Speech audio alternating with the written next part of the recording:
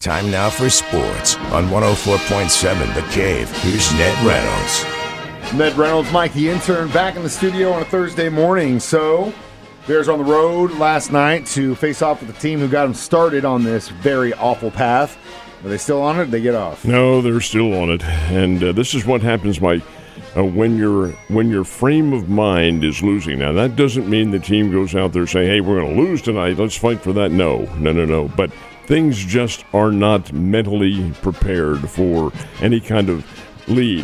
This one's really tough to swallow because the Bears had the lead, led by 11 at halftime, and this is not a great Indiana State team by any stretch of the imagination, and yet down the final tiers of the game, the Bears could not overcome what is essentially a losing frame of mind. With a minute to go, the Bears had the lead. With under a minute to go, Indiana State had the lead for good. They had a kid named Samaj Teal who scored 20 points, and all of them were in the second half. Had a bunch of three-pointers. Had a kid named Kent Wagner who hit a couple of threes. The Bears went to the foul line 16 times. Indiana State went 32. But that is the nature of the game, and that is not something that's novel for any kind of Bears basketball this year. 72-67 was the final score. Indiana State wins. It's a tough one. The Bears let it get away, but somehow, some way, they're going to get that first win. So it just seems to me they need to get themselves a closer. That's what they need to do. It's a matter of the team being new, and they still are new, and they're going to be new for the rest of the year. There were 14 new players brought in, and all of them, of course, are seeing time on the floor, but still not accustomed to having played together for a number of seasons, and that comes back to haunt you. Definitely does. We talked a little bit about where the PGA is going to be this weekend, and that would be Pebble Beach. Pebble Beach on the Monterey Peninsula of Central California. This is a big one. This is a $20 million purse, and the winner walks away with $3,600,000. And all the stars, and if they're able to get there, that is, all the stars from Hollywood and movie land and all this sort of thing usually play. It's a national pro-am. It's the Pebble Beach National Pro-am. It's the old Bing Crosby clam bake that was a very big spot on the PGA Tour, and it still is. It'll also be the debut around 2 o'clock this afternoon for a guy named Scotty Scheffler, who hasn't played yet this year. He's the number one golfer in the world, and he'll make his debut at Pebble Beach in this one as well. It's always a big deal, and that begins today.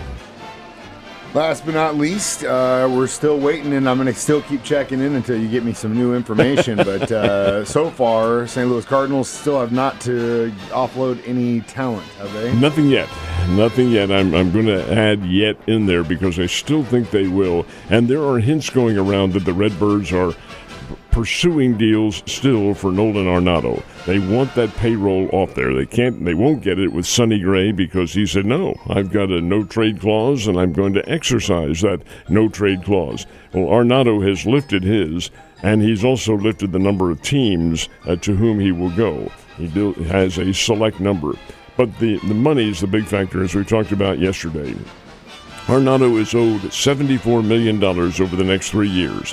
When the Cardinals trade the contract, they want whatever team it is to take the bulk of that contract. However, that's not going to happen. The Cardinals are going to have to be willing to accept some of the financial burden, less from what they would be, but they're going to have to raise their bargaining point to a situation where visiting teams, the Yankees, the Dodgers, whomever it might be, are willing to accept a deal. But so far, nothing yet, and who knows, maybe Arenado will wear a Cardinals uniform in spring training. So we already discussed what the Missouri State Bears did on the road last night. Did the Panthers do any better? Panthers hope to do better tonight when they play at the O'Reilly Family Event Center here in town. Doubleheader with Upper Iowa. Upper Iowa is a new team to the Great Lakes Valley Conference. New is their second year in there. They're coming down to Springfield to play. This will be a southern trip for those folks from up at Fayette, Iowa. But the fact of the matter is the Lady Panthers will play the Lady Peacocks in the first game, and then it's the Drury Panthers hoping to get back on the winning side of the ledger against Upper Iowa. That will be the second game. Doubleheader tonight, O'Reilly Family Event Center, and the Drury teams hope to do better than the male counterparts of the Bears are right now. Yeah, definitely. At least give us something in the city to be rooting for right now. It's kind of crazy, But we did have the national championship, right? We did. Absolutely. But there's still some college football remaining? I thought that was done. That was it. You would think so, but it is not. The competitive aspect of this one coming up on Saturday is probably in question because it's an all-star game. It's the Senior Bowl, and they play this on the campus of South Alabama University in Mobile. And this is a select group of top seniors who get in. They divide the team. I think they divide it evenly. It is not geographic. So some situations have same team players against each other. But be that as it may, the NFL scouts and the scouts from other pro leagues, and there are some in the country, are all there in mass to watch this game. And they do get out there and they play it in a professional style of football. There are pro coaches who handle the teams, the all-star teams. It's always a lot of fun. They play Saturday afternoon. Play in Mobile, Alabama, Saturday afternoon, the annual Senior Bowl, and this is always a lot of fun. It's 75 years old. This is the 75th anniversary.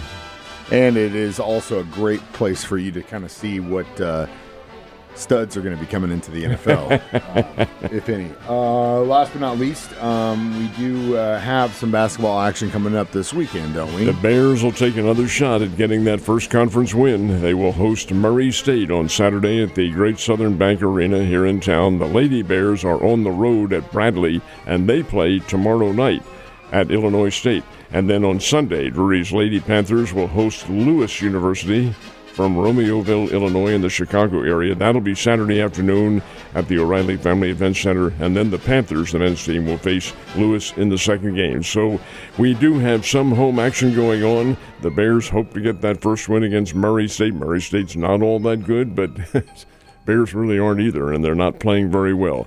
Hope to shake that losing mentality and get a win. Ned, have a great day. Yes, sir.